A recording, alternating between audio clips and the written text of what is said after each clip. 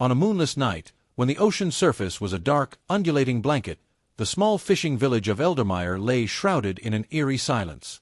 Its few remaining inhabitants whispered of a legend so old that even the eldest of the elders only spoke of it in hushed tones. They said that beneath the waves lay something ancient and malevolent, something that had waited for centuries to be awakened. Captain Arthur Delaney, a seasoned fisherman, was known for his skepticism. He scoffed at the old tales, believing them to be mere superstitions. However, his life was about to change forever. As the village's only fishing vessel, the Seabreaker, prepared for another night's work, Delaney and his crew set out, their lanterns casting flickering lights over the dark waters.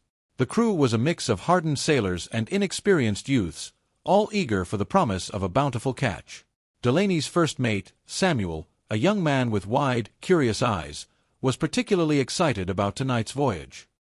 He had heard the old stories but was determined to prove them false. The night passed uneventfully until the moon began its descent, casting strange, elongated shadows across the water. The sea, usually calm, started to churn unpredictably. The waves grew restless, slapping the sides of the Seabreaker with increasing force. A sudden, piercing cry from the depths shattered the calm. "Did anyone else hear that?" Samuel asked, his voice tinged with anxiety. "It's probably just a sea creature," Delaney replied dismissively. "Nothing to worry about." But as the hours wore on, the noise grew louder, more insistent, a rhythmic thumping, as if something enormous was pounding against the sea floor. The crew exchanged uneasy glances.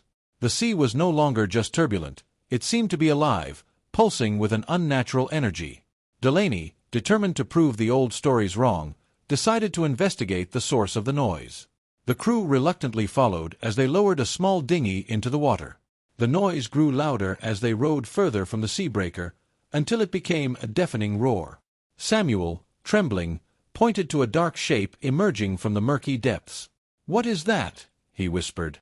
Delaney's lantern flickered and then went out, plunging them into darkness.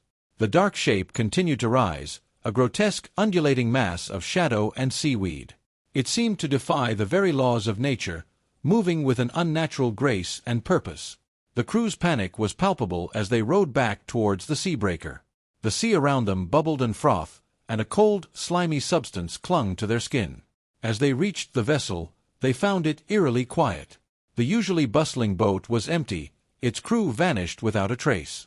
A cold, unnatural wind began to howl, carrying with it the sound of mournful cries and guttural growls. Delaney's heart raced as he realized they were not alone. The thing from the depths had followed them. Desperation fueled their escape attempt, but the sea was against them. Waves grew higher, crashing with terrifying force. The darkness seemed to close in, and the malevolent presence was all around them, pushing against their fragile vessel. Samuel, eyes wide with terror, was pulled overboard by an unseen force, his screams echoing into the void.